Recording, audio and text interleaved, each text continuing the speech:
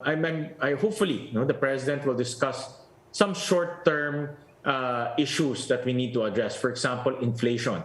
That's a big issue right now, and we cannot go to the medium term without navigating through the economic challenges that we are facing because of external factors.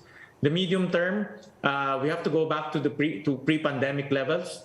This is the only way to reduce poverty levels in our country. As we all know, poverty is still the biggest issue of our country, and we need to go back to pre-pandemic levels in order for our poverty levels to go down. And then look the long term. We have to look at 10, 20 years down the horizon, making sure that we have a citizenry that can be gainfully employed in the next 10 years, and a citizenry that can respond to the requirements of industry.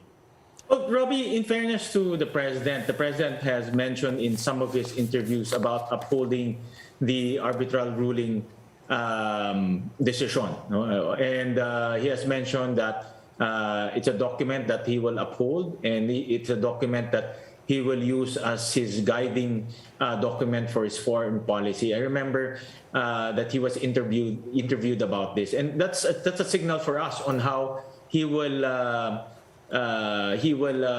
what direction he will take in terms of foreign policy in relation to the West Philippine Sea. As opposed to human rights and corruption, I hope that the president will talk about it coming SONA, especially corruption, which I am also I also mentioned in many of my interviews as the incoming Ways and Means chairman.